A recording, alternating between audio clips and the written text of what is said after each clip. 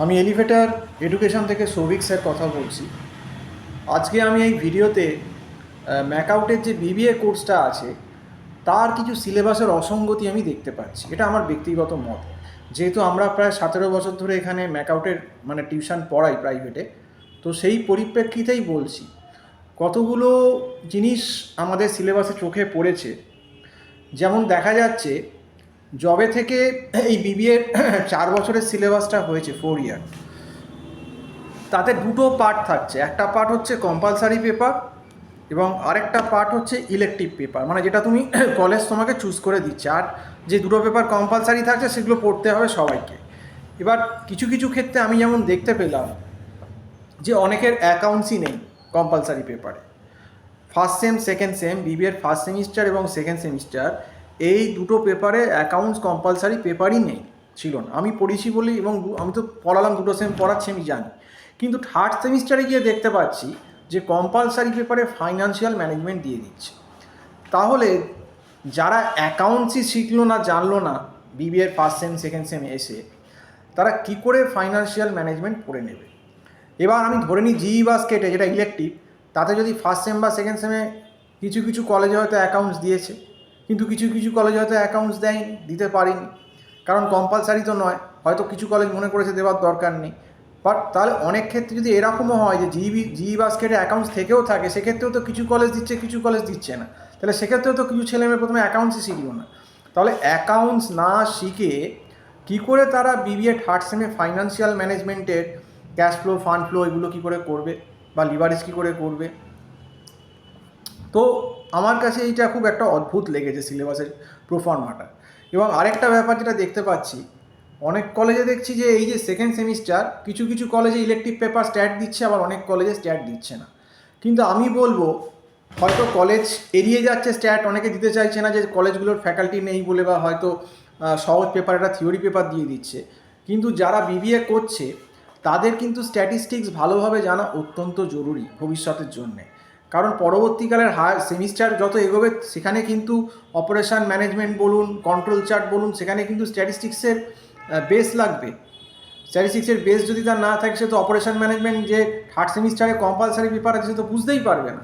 এবার কিছু কিছু কলেজ কী করছে না, সেকেন্ড সেমিস্টারে যেহেতু ইলেকটিভ পেপার, চুজ করতেও পারো নাও করতে পারো, স্ট্যাটটাকে অ্যাভয়েড করে যাচ্ছে।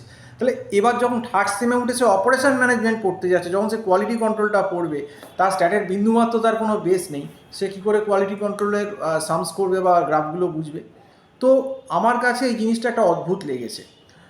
আগে বিবিএর যে ম্যাকআউটের সিলেবাসটা ছিল সেটা অনেক কনক্রিট ছিল। আগে 3 বছরের যে সিলেবাসটা ছিল তাতে কিন্তু এরকম সব পেপারই কম্পালসারি, ওরকম ইলেকটিভ বলে কিছু আগে ছিল না। আমরা 6-7 বছর আগের কথা বলছি, যখন বিবিএ পড়াতাম তখন এরকম 2016-17 ইলেকটিভ বলে কোনো ওরকম চয়েসই ছিল না। একটা সঠিক প্রোফার্মা একদম করে দিত যে এই তোমার বিবিএ ফার্স্ট সেমিস্টারে এই থাকবে, সেকেন্ডে সবাইকে এই পড়তে হবে। এবং একটা কিন্তু মেনটেন হতো, যদি ফার্স্ট সেমিস্টারে বা সেকেন্ড সেমিস্টারে অ্যাকাউন্টস থাকতো, থার্ড সেমিস্টারে তারপর ফাইন্যান্সিয়াল ম্যানেজমেন্ট হলো। তো একটা সিরিয়াল মেনটেন হতো, সিস্টেমেটিক। কিন্তু আমার এই বিবিএর যে ম্যাকআউটের 4 বছরের যে সিলেবাসটা, এটা আমার মোটেই আমার ব্যক্তিগত মত হিসেবে মোটেই আমার সিস্টেমেটিক মনে হয়নি। এবং এতে কিন্তু বহু স্টুডেন্টের অসুবিধে হবে, এবং প্রচণ্ডই অসুবিধে হবে। কারণ ধরুন যারা স্ট্যাটই জানছে না, পরে যখন স্ট্যাটের জিনিসগুলো লাগবে অন্য সেমে, তখন তো তাদেরকে আবার সেই স্ট্যাট পড়ে আসতে হবে, তারা কিছুই বুঝতে পারবে না সাবজেক্টগুলো। তার কি একটা কোয়ার্ডিনেশন গ্যাপ কোথাও হয়ে যাচ্ছে, সাবজেক্টের সঙ্গে যে একটা ইন্টার রিলেশন, সেটাই কিন্তু আর থাকছে না। তো সেক্ষেত্রে কী করে ইলেকটিভ সাবজেক্টগুলোতে এরকম ইম্পর্টেন্ট পেপারগুলো যে অ্যাকাউন্ট, স্ট্যাট, এগুলো কী করে ফেলে দিচ্ছে আমি বুঝতে পারছি না। কারণ তুমি তো আবার ফাইন্যান্সিয়াল ম্যানেজমেন্ট কম্পালসারি পেপার হিসেবে দিচ্ছ, তাহলে তোমাকে তো অ্যাকাউন্টসটাও কম্পালসারি পেপার হিসেবে ফার্স্ট সেম নয় সেকেন্ড সেমে দেওয়া উচিত ছিল। তো এরকম বহুই ডিসক্রিপেন্সি বিবিএ কোর্সে ম্যাকআউটের আমি দেখতে পাচ্ছি। তো এটা থেকে অ্যাওয়ার্ড থাকো, এই জন্যেই আমি ভিডিওটা করলাম, যে যারা কিন্তু অ্যাকাউন্টস করে যাবে না, তারা কিন্তু থার্ড সেমিস্টারে কিন্তু ফাইন্যান্সিয়াল ম্যানেজমেন্ট করতে অবস্থা খারাপ হয়ে যাবে। এবং যারা আজকে সেকেন্ড সেমিস্টার করছে না, হয়তো খুব মজা পাচ্ছে, কিন্তু যখন থার্ড সেমিস্টারে অপারেশন ম্যানেজমেন্ট পড়বে, অনেক জিনিস আছে অপারেশন ম্যানেজমেন্টের যেগুলো স্ট্যাটিস্টিক্যাল ওরিয়েন্টেড, সেগুলো কিন্তু সে ইনডেপথ বুঝতে পারবে না। তো এই প্রবলেমগুলো কিন্তু হতে পারে।